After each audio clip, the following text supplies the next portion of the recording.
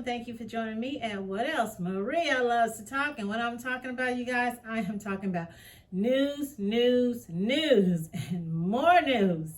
Yes, you guys, it's a continuation. So it's going to be like 5 videos back to back with different stories, a different vibe, energy. And I know you guys who are news junkies like me, yes, you are. You little web sleuths, Nancy Drew, Nancy Grace, I don't know, Bernard Shiro, Angela Lansbury. So, hey, get you some snacks, something healthy, something fun, maybe something left over from Thanksgiving. What am I talking about? I am talking about missing young men, children acting up, cutting up with the parents, and I know you've seen some of these stories, and I'm going to give you my take on it. So, hey, let's get started without further ado. Okay, so my first one, I'm talking about documents. Driver originally, this story, I saw a couple of people talking about what this story. This one is Eleni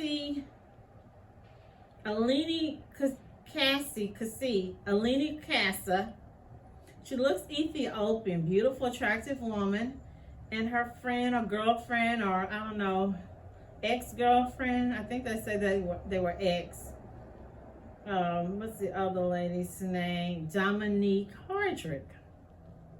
So in this is from Fox 2. Documents. Driver originally from Pontiac had violent history with deceased girlfriend in trunk. This is from, again, all this stuff happened around Thanksgiving. This is day November 29, 2022. It says here, more details are emerging after a Tennessee woman with a body in her trunk crashed into a house at the Dearborn-Detroit border, resulting in a shootout with police. I didn't even see this on the news. I did see it. When I saw it, I think I saw it either on one of the women domestic violence Facebook sites, but when I saw it, they didn't show them together. It showed them in different posts. So I didn't even connect the two. I assumed that Dominique was a missing person or something. Okay, so here it says, resulting in a shootout with police and a self-inflicted fatal wound by the driver. 3 months before Eleni Kassa remains were found in the trunk of her girlfriend Dominique Hardrick's car, a violent pattern has emerged in documents. Police were called to the Tennessee apartment complex for domestic dispute. So they were living in Tennessee, and then this woman basically kidnapped Miss Eleni and drove to Detroit. That is so weird. Oh, gosh. Okay, so according to Murfreesboro, Tennessee police report, it started out as an argument between Kassa, Eleni, and Dominique. At issue is a text message from another woman. So what happened was Kassa, or Eleni Kassa, and she looks like a model. She received a text from another woman, according to the report, and Hardrick stated she pushed Kassa and struck her in the face with her hand. Kassa said Hardrick grabbed her by the neck and pushed her against the wall. So this Dominique chick, she wasn't nothing nice, baby. Seriously, she wasn't. The police report states Kassa had difficulty breathing and that emergency responders advised her that she may have a broken jaw. Authorities charged Hardrick with 1 count of aggravated domestic assault. Fast forward to Sunday. Fast forward to this Sunday, or last Sunday when it happened. Okay. Kassa remains were found in Hardrick's trunk after the car crashed into a house on Tireman and Normally. She had gone missing from Tennessee since, this woman had been missing since November the 18th. She'd been missing since November the 18th. And the driver, C. Harwood, was found deceased from inflicted gunshot. Harwood's Facebook page states she is from Pontiac. Meanwhile, there was another woman in the car at the time of the crash. She was taken to a hospital for injuries. And the autopsy will determine how Kassa died. Preliminary authorities have been able to determine that she did not die as a result of the car crash. So obviously, they're saying that Hardwick, Dominique had attacked this lady.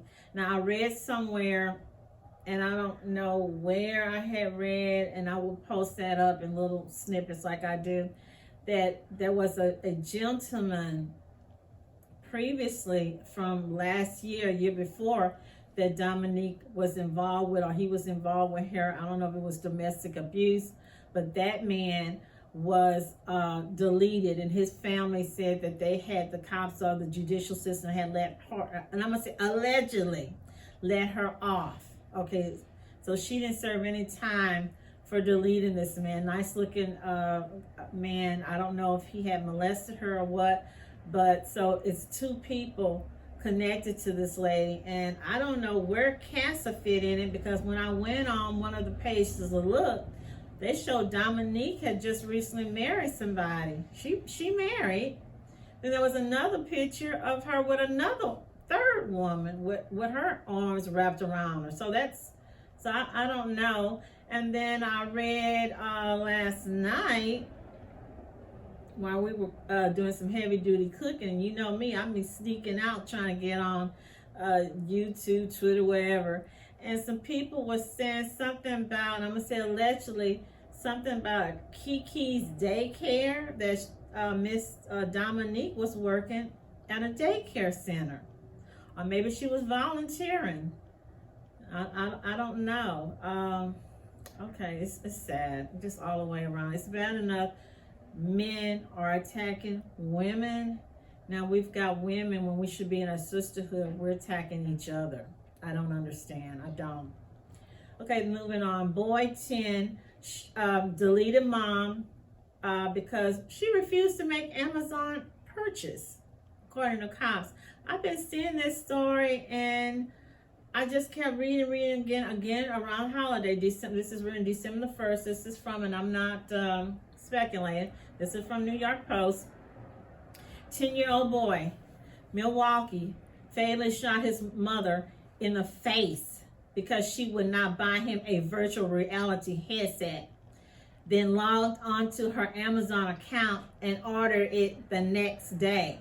The boy has been charged as an adult with first-degree reckless homicide and is being held in juvenile detention. Okay, he initially told police he got the gun from his mom's bedroom about 7 a.m. on November the 21st. Again, all this stuff happened around holidays. And went to the basement where she was doing laundry. The boy claimed he was twirling the weapon around his finger when it went off. He told his 26-year-old sister, he got a 26-year-old sister? He told her, and she called 911.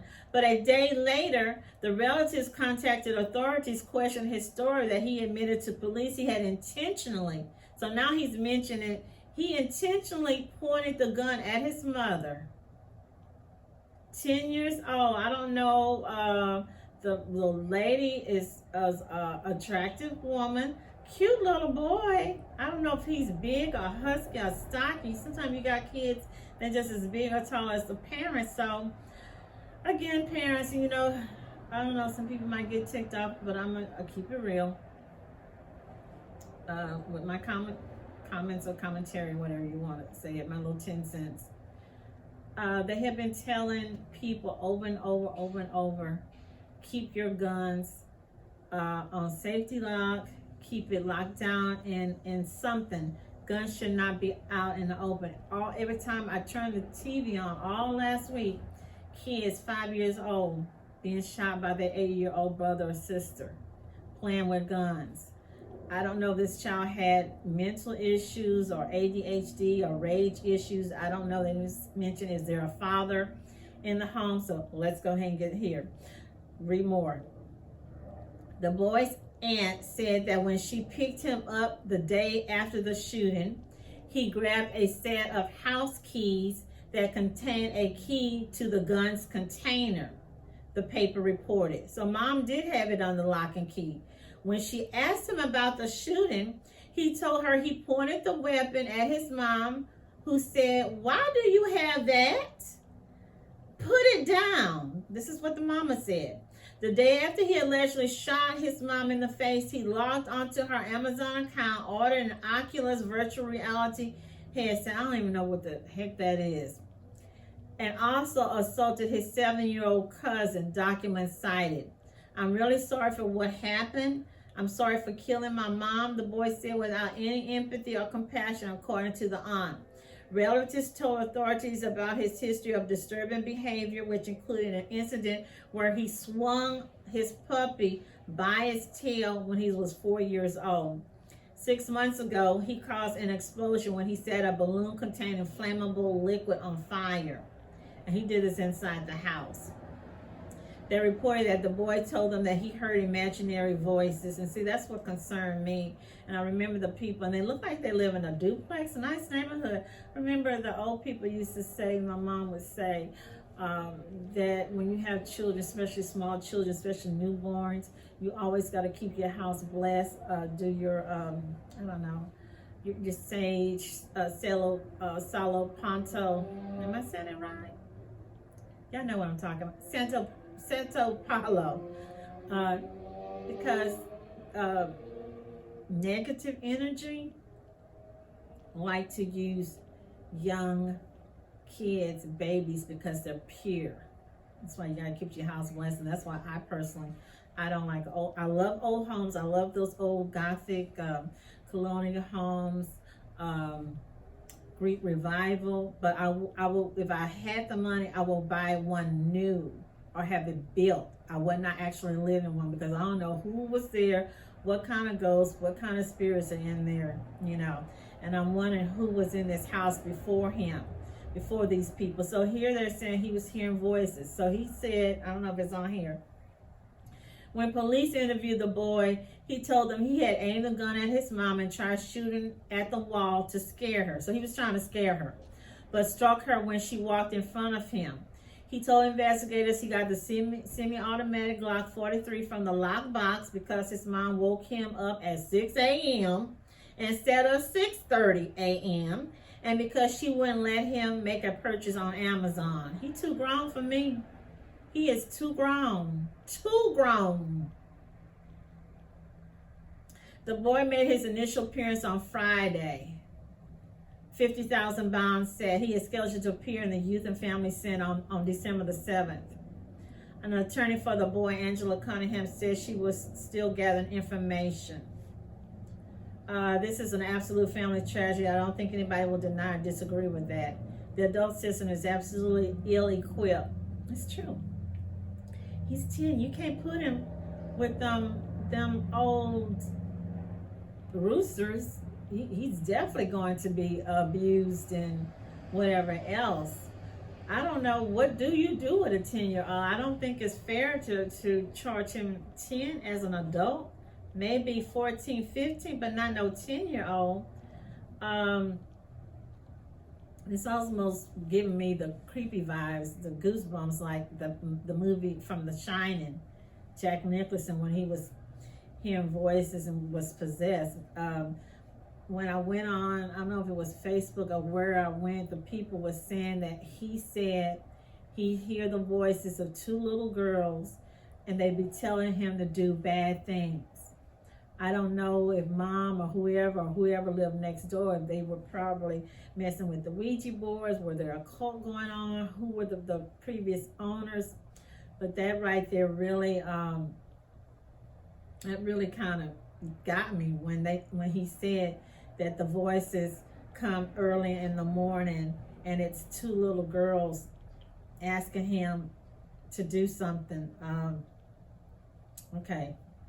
It's creepy, you guys. It's really creepy. Prayers go out to this family. It's so sad. Los Angeles Times. Catfishing cop pretended to be 17 groomed California girl before killing her family, then himself. He deleted everybody, basically. I think by now everybody kind of know pretty much. I'm just gonna go real short and just tell you what I'm thinking. And this is almost the same thing that happened with the Delphi case with the Abby and Libby being kids, being catfish, being hunted, basically stalked by these monsters. Okay, so the 28-year-old Virginia cop who deleted 3 family members of a Riverside teenager had posted online as a teen to groom a 15-year-old girl. Austin Lee Edwards portrayed him just I'm not talking about people, but he was ugly, weird looking, nerdy. I guess he couldn't get women in his own age group because they probably wouldn't give him a time of day. He just, he seemed really awkward. Okay, so he portrayed as a 17-year-old while communicating online with the girl using grooming methods, asking her for explicit pictures, providing gifts, and offering compliments. Gonzalez said it's still under investigation how long the digital relationship between Edwards and the teen girl transpired. Then they call it sextortion. We're using the case. This is weird. So I see her aunt, her mom, sister, Michelle Blandon wipes tears Wednesday while talking about the her slain sister and parents. Nice big old house. This is yet another horrific reminder of predators existing online to prey on children.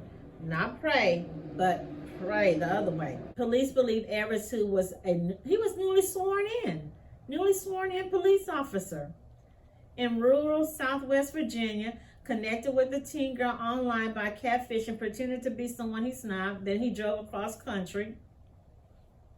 You got men these days, and I'm keeping it real. I know from girlfriends, family members, whatever. They won't travel from the north side to go to the south side for a date. They won't travel from, Texas to New Orleans to go see about maybe a family member or their own mom or dad that's ill. But they will travel to another state to lure a kid, or go like these, I'm seeing these people called the passport bros, go to another country like the Dominican Republic, Colombia, wherever, or Philippines, to get a internet or mail order bride or girlfriend or whatever. So they're saying his vehicle was later stopped in San Bernardino, where authorities initially said he was deleted in a shootout with the police. But San Bernardino sheriff said that he did it to himself, self-inflicted. The girl was not harmed and is now in the care of Child Protective Services. She might not be harmed physically, but you got to be harmed mentally, because you just saw your whole family, everything that you know has been deleted. Mom, grandpa, grandparents, that's all you have. Who do you have left? I don't want to think that could she possibly had known? Did she probably tell him that, hey, mama's real strict, grandpa real strict? Because all he had to do, if they were just running off together, was just pick her up or say, hey, meet me at the mall or meet me down the street at Wendy's. He didn't have to go to the house and go in there and just blow it all down and then set them on fire. He didn't have to do that. So I'm just wondering I'm pretty sure they're going to eventually tell us, what was the conversation they were having back and forth? I'm just curious. The 3 family members that were deleted were identified as Mark Weinig, 69, a longtime baseball softball coach, his wife Sherry, devoted mother and grandma, and their daughter Brooke, the little girl's mom, 38, single mother of 2 teenage girls, single mother, living with her parents, trying to get by, trying to survive, trying to put food on the table, trying to clothe this little girl. And she's on the internet. And I'm not going to say it's her fault. She didn't know. It's just weird. again, what do we do? What can be done? You gotta know what your kids doing. You gotta get that cell phone. You gotta check it out. You gotta know who their friends are. You gotta be the one taking them where they gotta go, to the mall, whatnot. You need to go when they're friends with whoever, ABCD or Michelle or Roberta. You need to go in that house and see what's cooking at Roberta's house. What her parents look like. What are they into?